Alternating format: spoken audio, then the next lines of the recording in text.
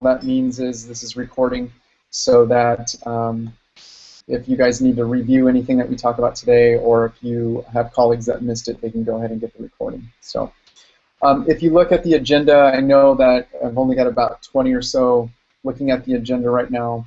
I'm going to share my screen, that way you guys can see it. We are going to focus today primarily on peer review. Last time we met, we talked about more of the reading process than we did the writing process. And the reason for that is because so much of what we have to do when we ask our kids to write is to get them to read well. And so we spent the majority of the time, even though peer review and the writing process was on the agenda, we spent a lot of time talking about reading, and it just seems to always end up that way. I was just giving a training here in San Diego yesterday, and I was talking to them about the importance of reading and how so often when our students can't write, a lot of it is because they don't understand what they're reading. So when we ask them to write about the text that they've read, they don't do very well, and they're either off topic or their ideas don't make sense, and it's largely due to the fact that the kids are struggling with comprehension. But today is going to be writing. I promise it will be all about writing and the writing process for step 2. So here's the agenda for today. I apologize for any confusion that my K2 references might have caused. To be honest, there were a few K2 pieces left that shouldn't have been. But really what I did here with the K2, there's 2 references, is I just wanted you guys to see what your colleagues are doing, and maybe you guys can get some ideas from them. We're collaborating as a 3-5 group, but they can learn from you and you can learn from them. They just happen to went through this training first, and so I thought it would be nice to link up some of the work that they did so you guys can take a look and see what they're doing at the kindergarten and 1st and 2nd grade classrooms and at that level. And then maybe they have got great ideas. You know, they're excellent at structuring and scaffolding, so you may be looking at what their ideas are and borrowing from them. In the training that I referred to earlier, yesterday I was doing a training with a group of AVID teachers, and I said, you know, one of the things that elementary school teachers do so well is keep track of student progress and tracking their skill development, and I wish that secondary teachers could do as good a job as elementary school teachers do in that area. So we all learn from each other. You guys can learn from middle school, and we can learn from kindergarten teachers, and everyone's learning. So I just wanted to put those links there so you guys could see what they did. So the first conversation today is going to be about peer review, specifically the tasks, the task cards, and then editing marks. And then there's going to be a document that you guys will all be able to edit. By clicking on it, you can go into the document, and I'm going to ask you to do some work to make peer review your own. So go, maybe even trying it this year and going into next year, what are some of the steps that need to be taken in order to get this work done in your classroom? Writing rubrics will be our next discussion. And we'll talk about rubrics, how we use them, how we can use them to drive instruction, and then how we can use them to help our students better understand where they are in the writing process. And then the last one is a school-wide challenge, which you might have heard about this already from your K2 colleagues, but I'm going to challenge all 3-5 classrooms to put writing process posters, writing type posters, and writing tasks in their classroom to remind us that this work is important and to tell our kids what the process looks like and to reinforce the process as they practice it in their classrooms. So this is what we're doing today. As always, it's very focused, and hopefully you can walk away being inspired and learning something that you can use the very next day. So I'm going to talk about the peer review and tasks. So I have to kind of split a little bit. I have 2 different audiences in the room. Our bands are K1, 2, 3, and 4, 5. So we're splitting between 2, 3, and 4, 5. So in the 2, 3, and 4, 5, I'm going to be going back and forth with my tabs. So as you see here, we have the 2 grade bands, 2, 3, and then 4, 5. All the other people have the low microphones on. So here's the 2, 3. And I'm going to go ahead and click on peer review. And when you're taken to peer review, you're going to see the peer review steps. You're going to see the diagram and how you rotate through stations, what we call the tasks or activity, and then down here are the task cards. And then if you haven't seen it already, the K1 peer review video, which as you guys know, I'm in absolute love with because it's so awesome to see these young writers engaging in this work that's so hard to do. So we're going to go ahead and take a look. All the peer review, they have the same steps. They just get a little bit more sophisticated. So in our peer review steps, this is for our 2-3 students. And you would need this to either go over with your kids or for you as an instructional guide, use this handout to walk students through the peer review process. What's important is that the students are going to work in pairs instead of small groups. And I've consulted with a number of 4 or 5 teachers, and although you might be ready to have them work in 3s and 4s, I'm going to continue to assume that the students are working in pairs during peer review. There's a number of skills that go along with peer review in addition to the actual learning how to edit writing. For example, in step number 1, getting kids to look in each other's eyes and shake hands and say hello, just practicing good manners, good behavior, practicing being respectful. That's all part of this process. Partners sit together and they travel through the rotations or the stations. And these are the stations here.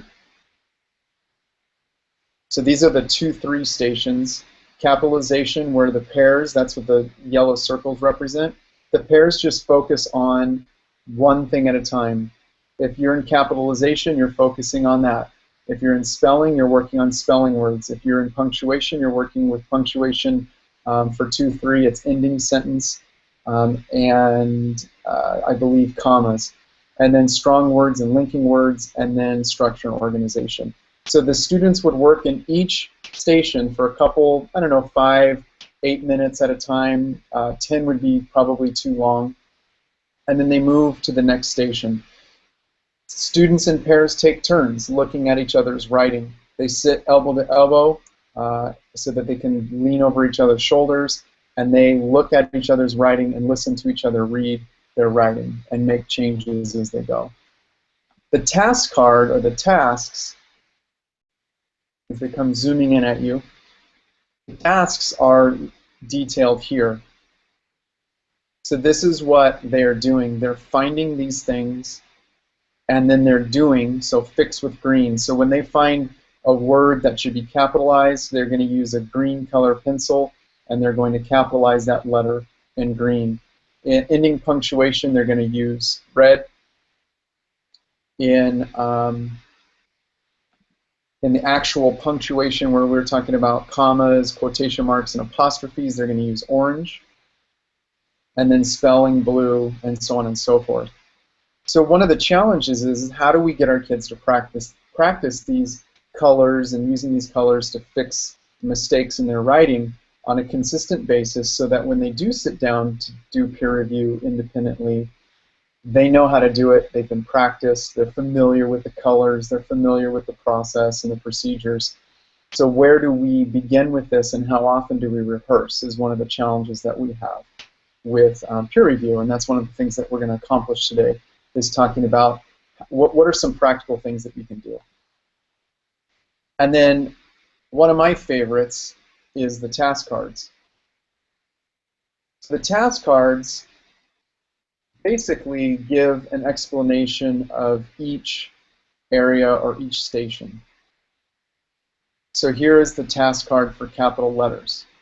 So it reminds them what to do, find this, it tells them what to do this, and then the say it are sentence starters that they can use to help communicate what they're finding in their text as they find it. And there's a little model of what they're supposed to do. So this includes the editing marks. So we underline 3 times a letter that needs to be capitalized, and then we trace over the word or letter and capitalize it. And then down here, a reminder. So these are just rules about capitalization. So what teachers do with this is they take the task card and put it at the station. And you could put one task card per pair, or you can just have one task card per station. And the task card sits at the station, and students can refer to it while they're doing their work. Whether, what is it that we're supposed to do with capital letters? How am I supposed to do that again? Or it could be a question about what's the rule about proper nouns, or what's the rule about personal pronouns. They can look at this task card to get that information. And then, of course, there's a task card for spelling, and there's a task card for punctuation,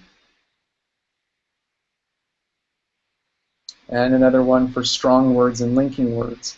And then this one shows how you can insert words, linking words, and then how to insert strong words or adjectives in a sentence, right? So this also models the inserting of different words in a sentence. So that reinforces the editing marks that they're learning. So this was, as I said earlier, 2-3. You guys have the same support in 4-5 with one exception. In 4-5, there's 3 different task sets. Because you have to look for different things at the 4th grade, this is when standards start to get a little bit more specific. We had to create 4 different task lists, one for opinion, one for informative, and one for narrative. And we did that so that it's more specific to the type of writing that they've done. So in K-3 classrooms, it's not going to matter if they're writing informatively or if they're writing opinion papers or if they're writing narratives. The type of grammar work and the type of sentence structure, all of that is going to be fairly similar and rather generic. But in 4th grade, they have to do things more specifically, and because of that, we had to create different lists. I'm going to start with the diagram. The diagram is still the same, except that some of this changes. You notice that up top it says the basics now, whereas this used to say, I believe it was grammar or sentence structure. What is our other one here? Oh, sorry, capitalization, right. So it's capitalization. So in this one now it says the basics. So it's a combination of capitals and ending sentences, right? The basics. We want to just clean that stuff up and make sure that there's no little mistakes or forgotten periods. Spelling, punctuation is the same, except punctuation gets more challenging. Then this changes from linking words and strong words to language and sentence structure, and then we have structure and organization. So as the kids get older, the tasks get a little bit more complex, as we should imagine they would. The expectation gets a little bit higher for kids and their writing ability, and that's what's being reflected in this diagram. In the tasks, you guys can look at these in more detail, but I'm going to go ahead and just open up the opinion one, and you can see capital letters and ending punctuation for the basics, fix basic errors, and then now you have commas, quotation marks, apostrophes, and you go on from there, linking relationship words. You have reason, facts, and details. So it starts to get a little bit more specific as they get older. Things become a little bit more detailed, and we need to respond to that with our tasks. And our task cards reflect the same. So in the 4-5 classroom, this is what the basic station would look like. So then students would work on capitals and ending punctuation, and they would have support for this. Students work on spelling in another station, then punctuation, and then language and word choice. Language and word choice, what they're doing here is they're working on sensory details, adjectives, content-specific vocabulary. So if you were talking about Currents in the ocean, they need to be using current. They need to be using specific places on the planet or specific oceans. They need to be talking about, perhaps, if you get this far into detail, the plates, so plate tectonics, if that was something you talked about.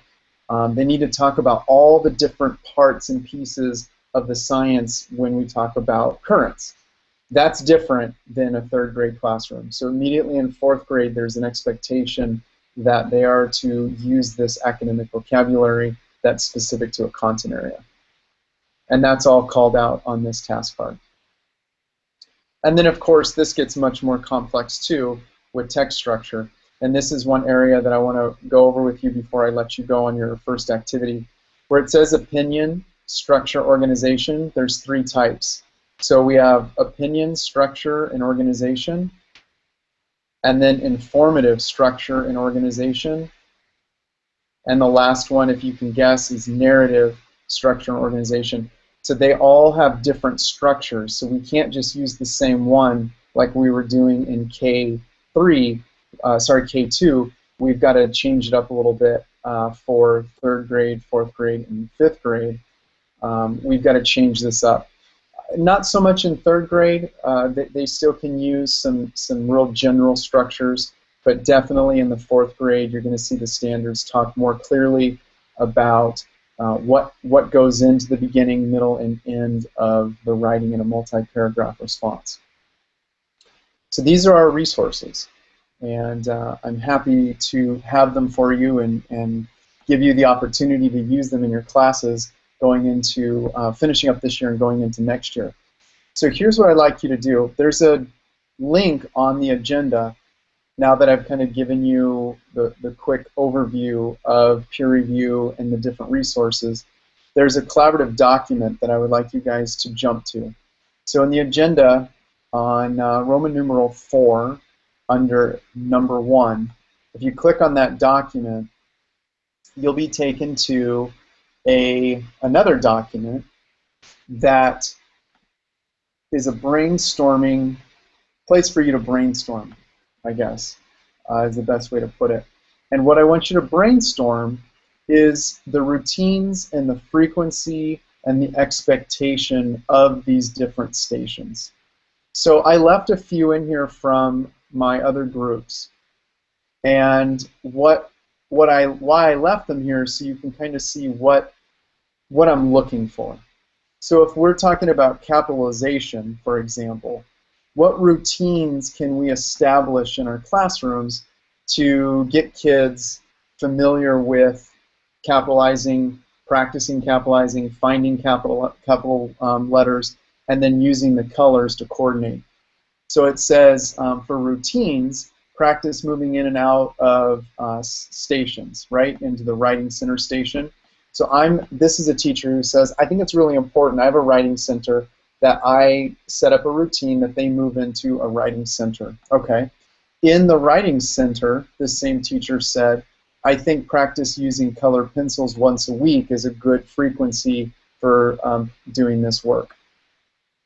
Then an expectation of behavior is when they're in that writing center and they're working on capitals, they're only to use one color pencil at a time. So this is what I want us to do. If you're a third grade teacher today, no matter where you are in what school, you're going to be working on this first page. If you are a 4-5 teacher, because yours change a little bit, you guys are going to be working on this document. And what I'd like you to do, just to keep it pretty clear, is to do 2 dashes, because if you do bullets, it's going to start to look really funky. 2 dashes and a space, and then just simply write your ideas. You can collaborate at your tables and then write, or you can just independently get on and start typing yourself. It's completely up to you. I'm going to give you about probably 8 minutes to write as much as you possibly can. Choose one that you want to focus on, whether it be punctuation or spelling or language and words. And then I'm going to call you back by playing a little bit of music that I've done with you in the past, and that will signal for you to come back together. During this time, if you have a question, you can ask through chat, or you can unmute your microphone, come over to the computer, and just ask me directly. Otherwise, jump in. Feel free to share with your colleagues, and this is a document that all of you will share and all of you will have access to. So the better your ideas, the more we all learn from each other. So let's take 8 minutes. Jump in there, grade 3, page 1. Grades 4 and 5, you guys are on page 2. Share your brilliance with us in the room.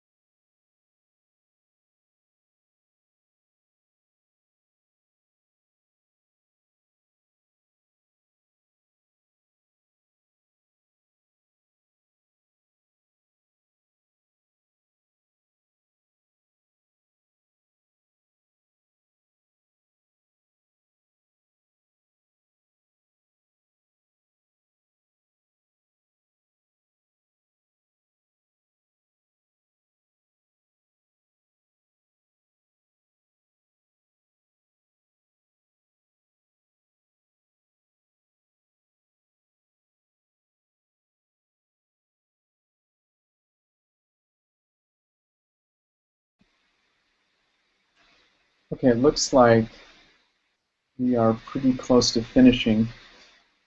Let's go ahead and take about 30 more seconds and I'll play some music for you.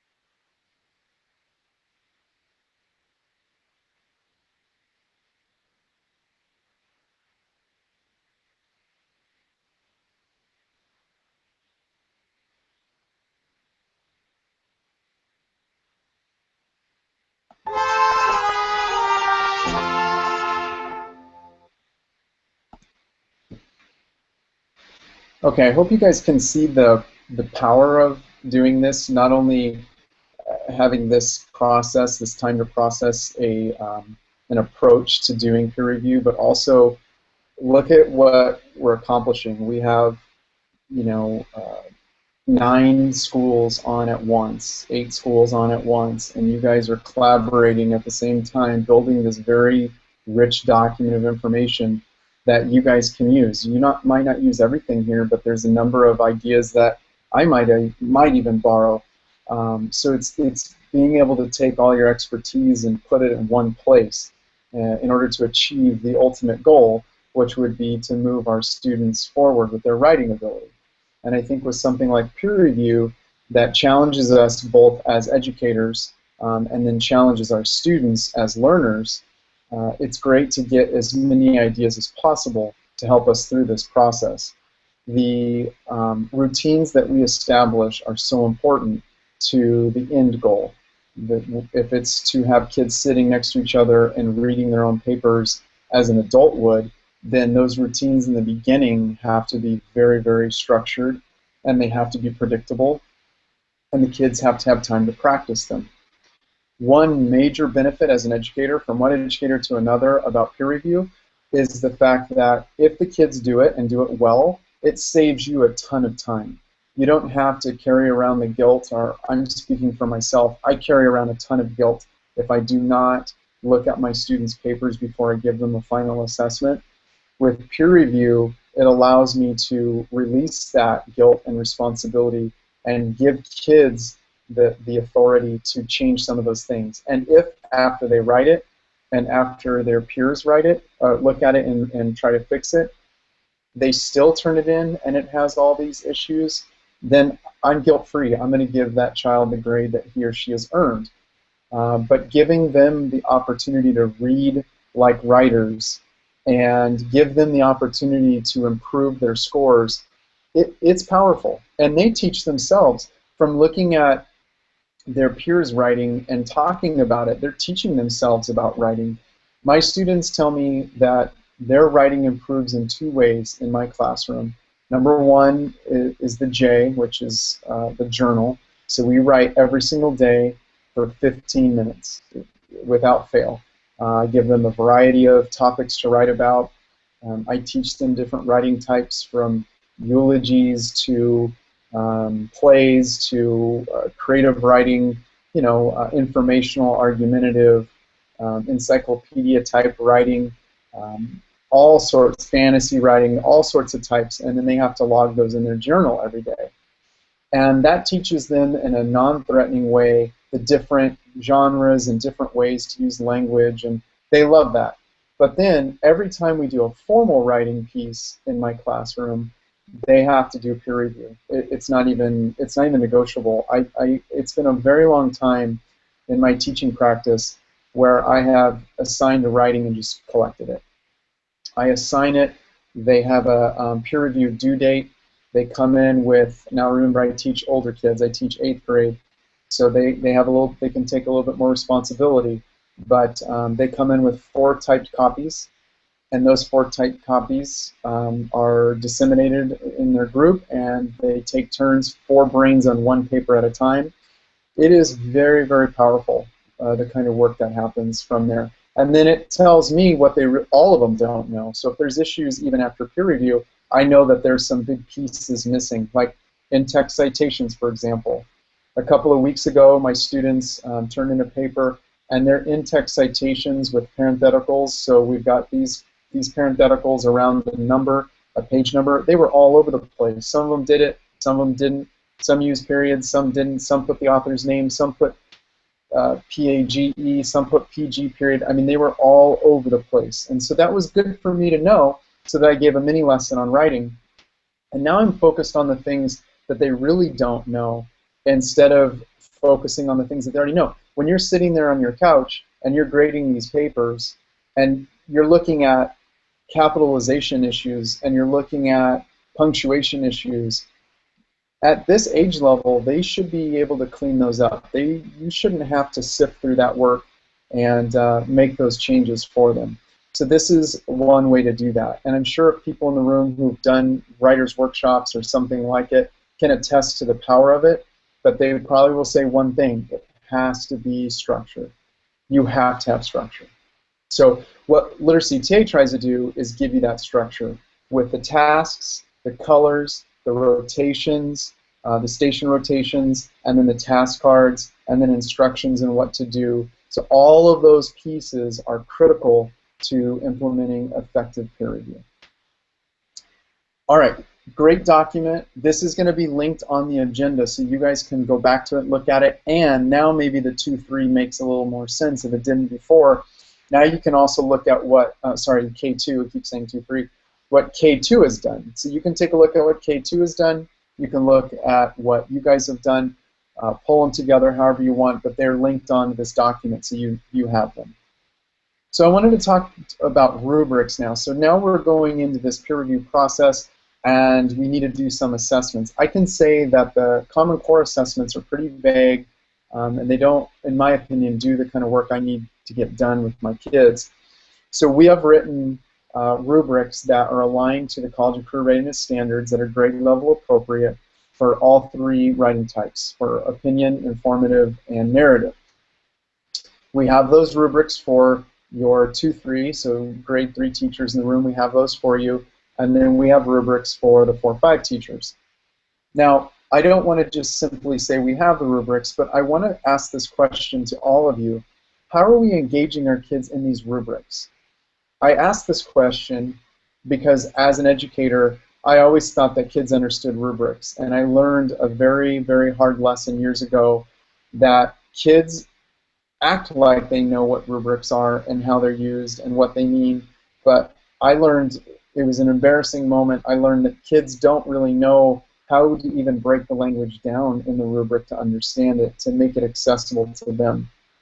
So there's a challenge or an activity that I've set up for us to think about rubrics in particular, both as a training tool and a way to show our expectations, and also as an assessment tool so our kids know where they stand in our expectations. So in this collaborative document, there is a few questions that I'd like us to think about when it comes to rubrics. So I'm going to share my screen with you, go over the document, and then I'm going to let you guys go and do another activity. So here's the agenda. And the writing rubrics, if you click on the collaborative document under letter B, you'll be taken to a new collaborative doc. And the question says, how can we engage students in the assessment process? How can we make rubrics meaningful for our students? So this is mine from San Diego. Just to give you an example, I said, show how the peer-reviewed tasks relate to the expectations in the rubric. So if I'm expecting them to use examples in their writing, I'm going to go over to the task and say, guys, what are you supposed to color your examples? How are you supposed to color those purple? Why do I want you to find them? Because we're going to be assessed. Where in the rubric does it say I'm going to assess you? Then I can, you know, on this side I can kind of explain, Students need to see the connection between the work they're doing and what we expect from their writing. That is so important, and sometimes it's a step that we miss. So I'm going to let you guys go for about 5 minutes. I'd like you to write your school name down and then write an idea that you have to make that connection between the practice and the assessment. And then why is that connection important? What's the purpose of it?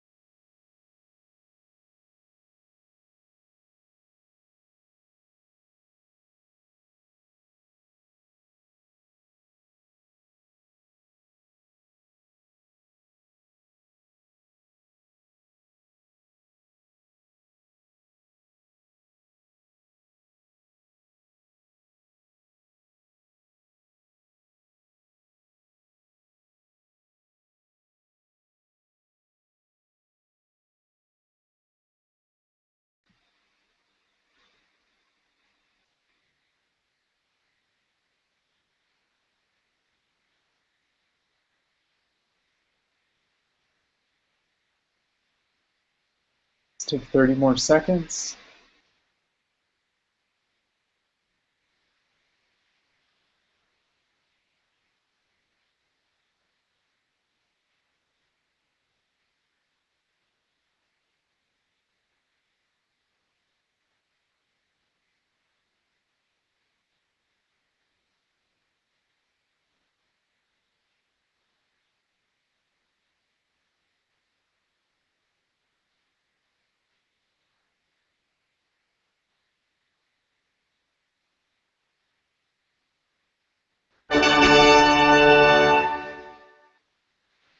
Okay, you guys have some really great ideas. I'm seeing a number of you recommend that students engage in creating the rubrics. I think that's a really smart idea and a lot of fun.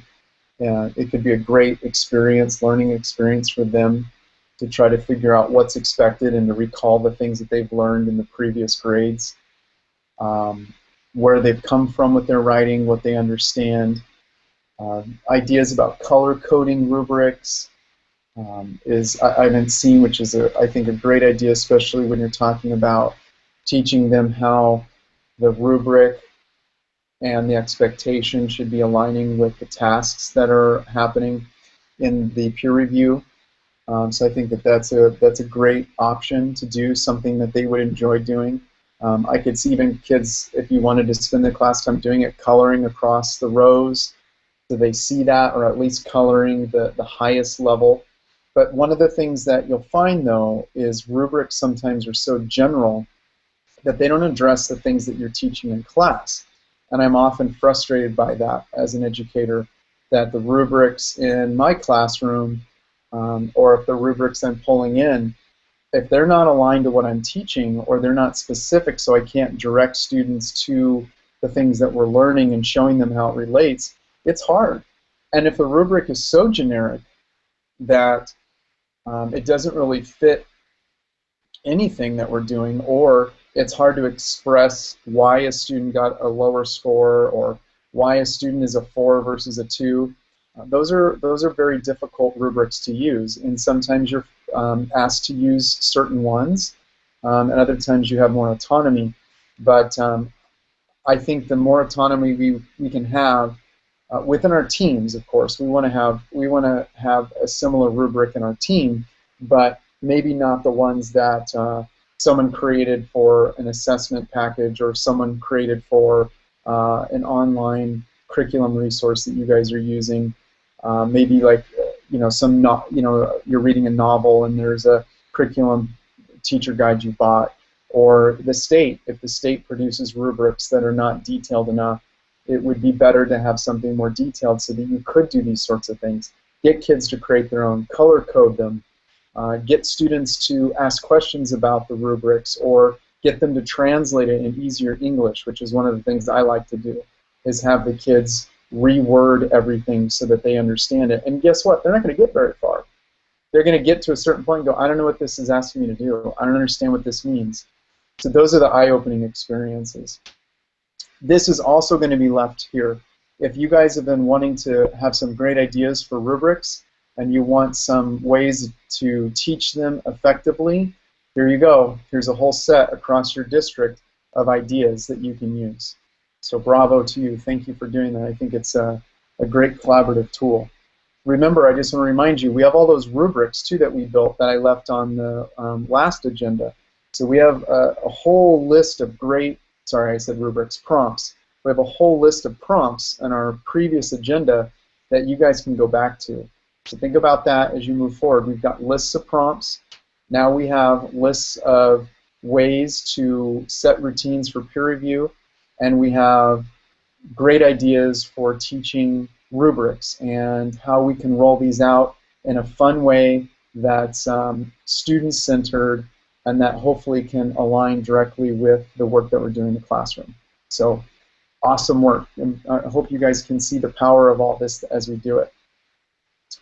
So our school-wide challenge, I reviewed when I was going over the agenda, is to get this material up, is to get these posters up in your classrooms so that students can see them and that you guys can start aligning as a K-5 group of educators. Carrie and Daphne and I have talked a lot about getting K1 students moving into the first grade classroom and having similar routines for writing and similar experiences and seeing similar handouts. We make all these handouts familiar so that as kids move up the grade levels, they're not shocked by a whole new approach.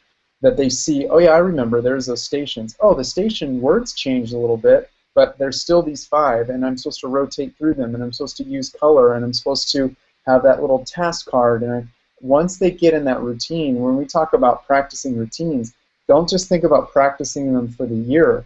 Think about practicing them through their whole elementary education and how good they will be at doing that by the time they leave you in the 5th or 6th grade. That's very, very powerful for kids, and it empowers them. And our goal, my goal, is to continue this work in middle school.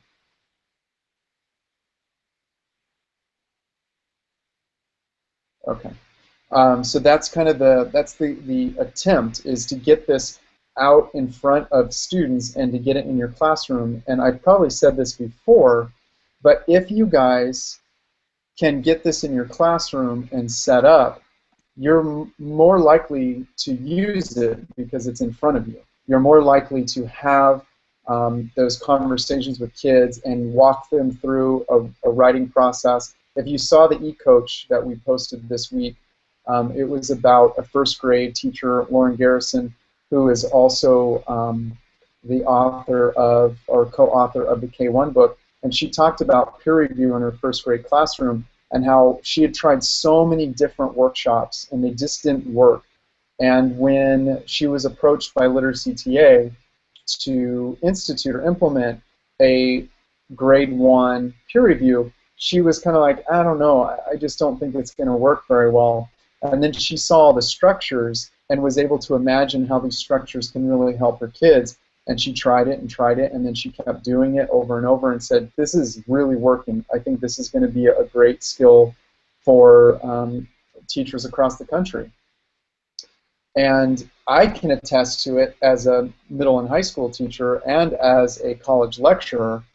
And now we're starting to gather lots of evidence that it's working in elementary school, which is amazing, just awesome. And it can't happen without the work that you guys put in every day and the imaginations that you guys have in seeing this through and figuring out how it's going to work for every one of your kids. So that we provide the framework and you provide the expertise, which is an awesome pairing. So I want to respect your time. If you guys have questions, you can chat with me, you can email me, or you can turn on your mics and ask now.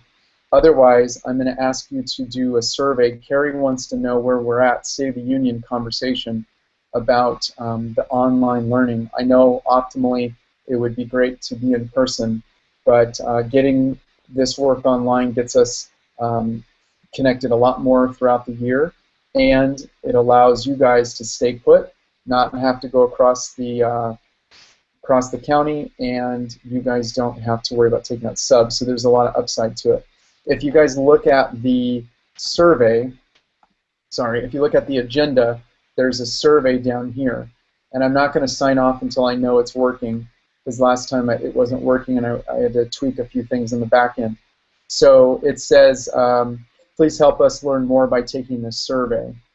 And if you click on the short survey, it will open up into a Google form. And you would need to do that as individuals, not as a school. So if you could do that survey as individuals, that would be great. And then once I see that it is working, I'll go ahead and say my goodbyes and sign off. And look forward to our next meeting. So why don't you guys try it?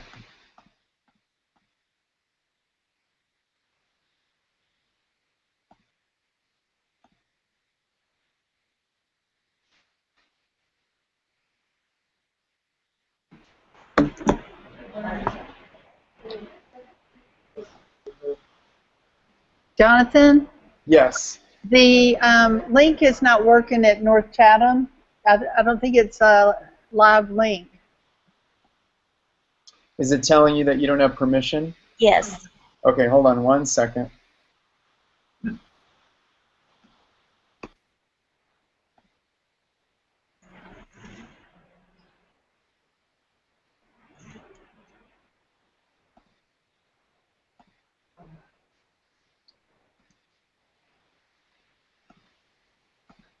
Okay, we don't have permission at Moncure either.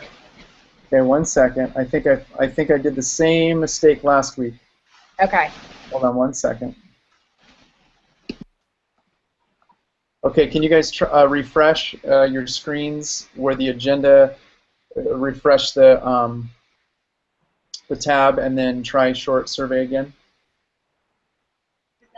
Yes, ma'am. Thank you.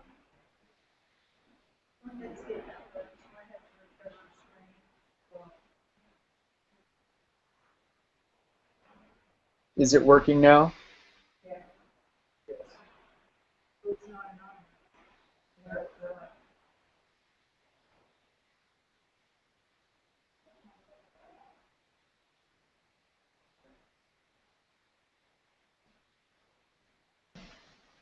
Okay, it's working at Moncure. Thank you. Oh, good. Thank you so much. Okay, now how do I get it off of me? You aren't supposed to hear that, Jonathan.